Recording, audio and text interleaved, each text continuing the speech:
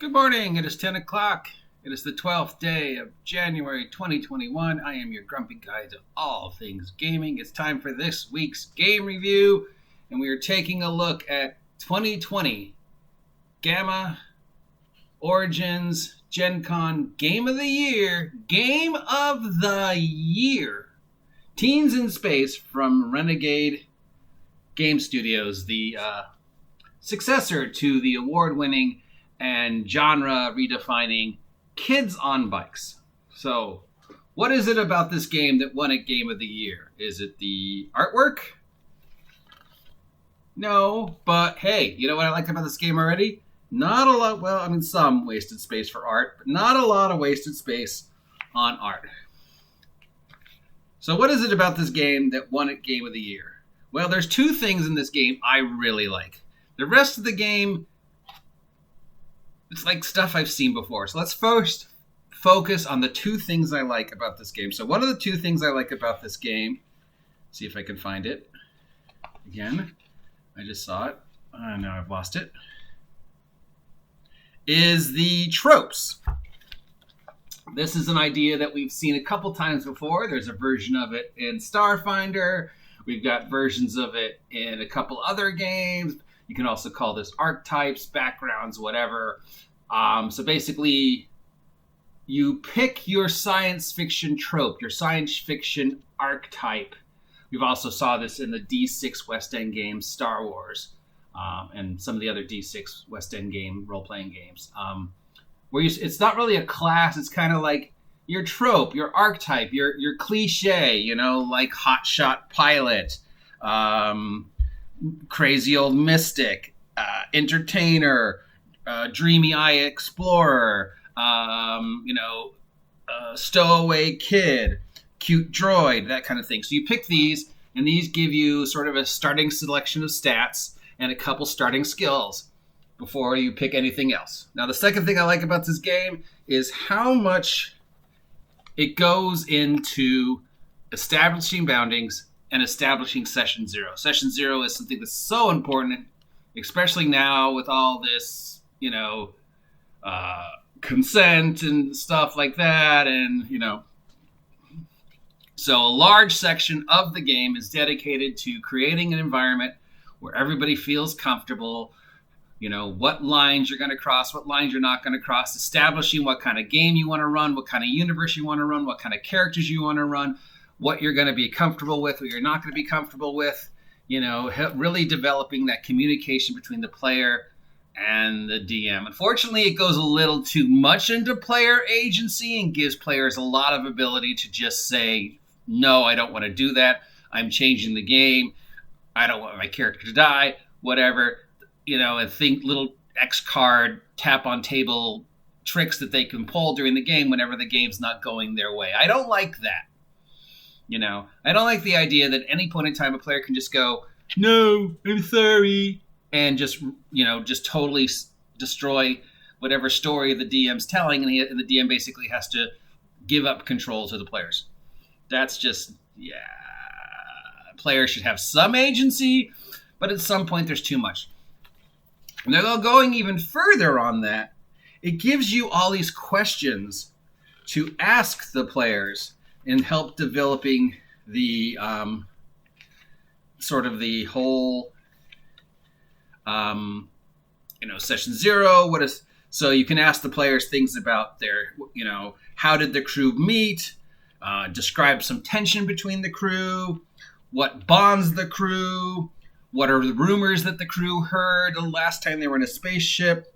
Why are you in space? What is it that led you into being in space? I mean, it doesn't really focus, because like the idea of teenagers, kids in space. I mean, you think about that now, it's sort of uncomfortable. I mean, we rarely send adults into space because A, it requires a lot of training, and B, space is deadly. Space wants to kill you all the time. There is nothing nice about space. Space is horrible. It wants to kill you. But there is a long tradition, especially in late 70s, early 80s American cartoons and live action stuff like Jason of Star Command, and especially in Japan, there's a long history of anime and live action shows of placing teens in space, in charge of spaceships, in charge of giant robots. I mean, 90% of the protagonists in Japanese anime are teenagers. So from reality point of view, placing a bunch of teenagers in space, why would you do that? But from a history and anime and excitement and science fiction point of view, yeah, there's a long tradition of that trope, so why not? So it gives you a lot of narrative control questions. It really, talks about, okay, these are the questions I'm going to ask each character. These are the questions I'm going to ask you about the ship. These are the questions I'm going to ask you about your the universe. Why are you doing this? What is your motivation? How are you connected?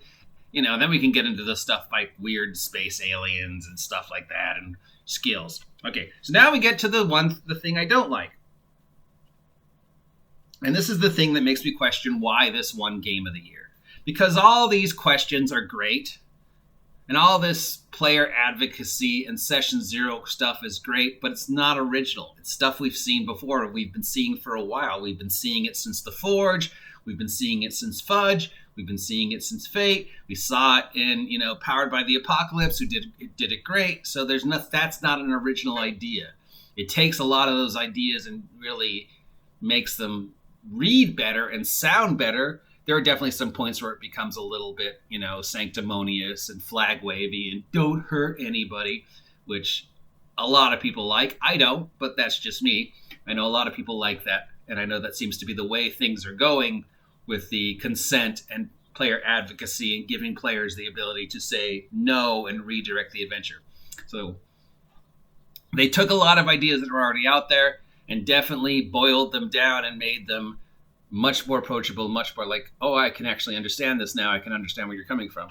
And on 100 some odd pages, the problem is they dedicate so much of this book to, both in the player section, both in the lore, both in the DM section.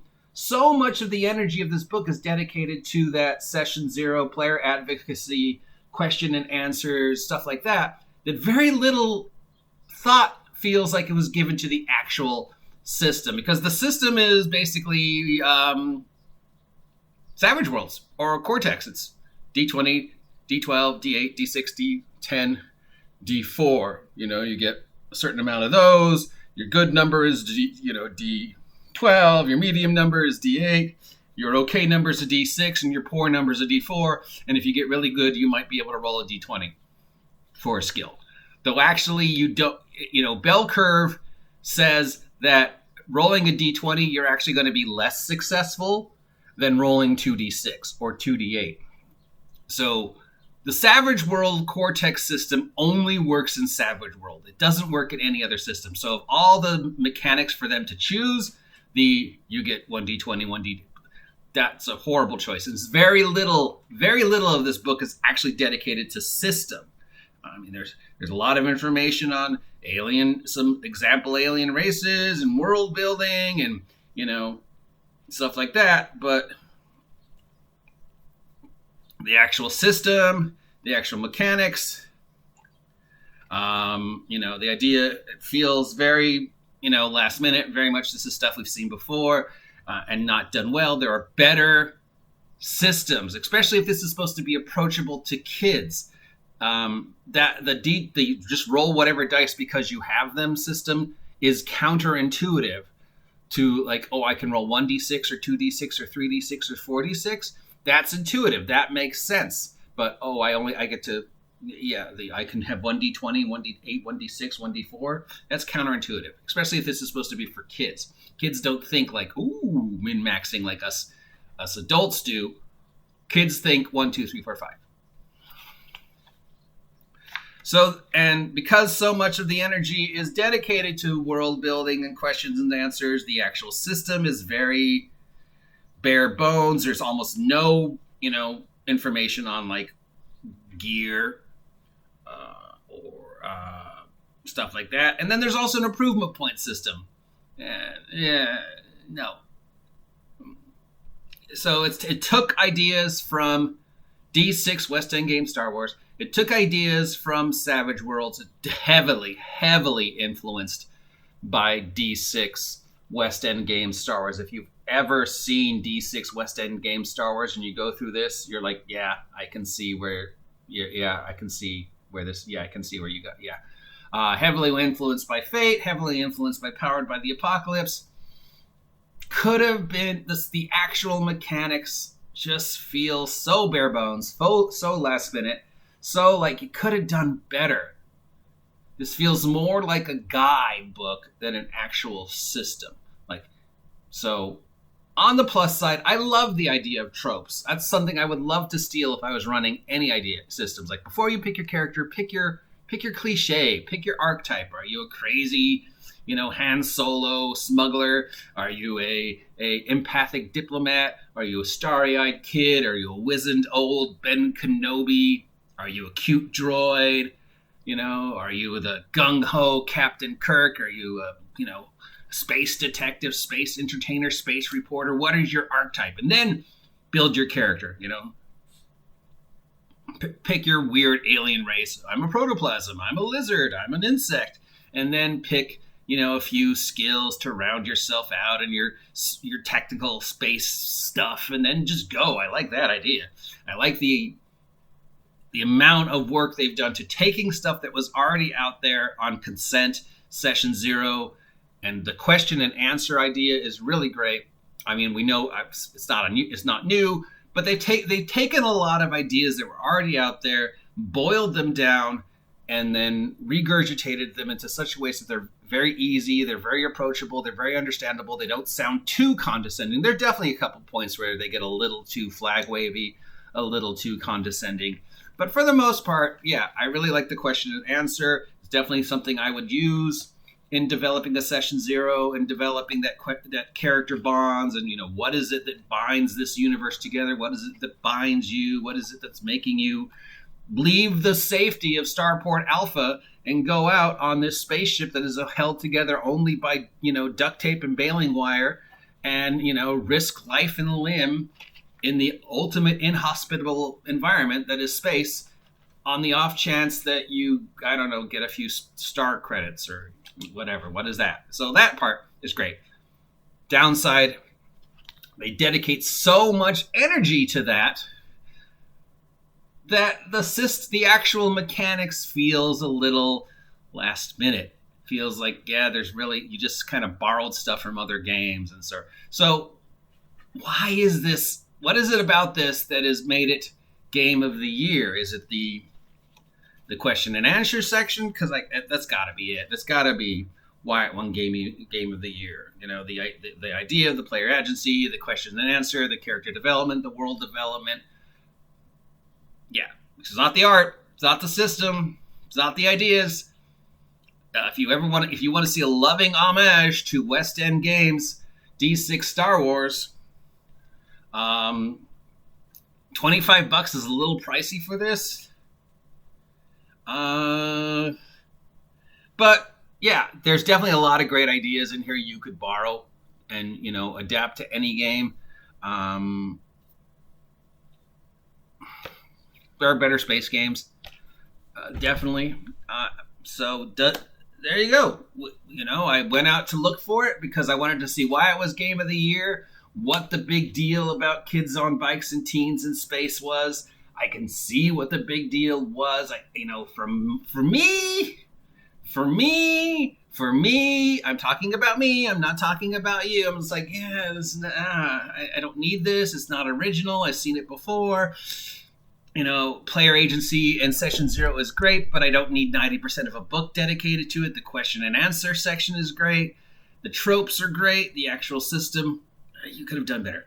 So there you go. There is our review / first look at Teens in Space. Do you want me to look at it again?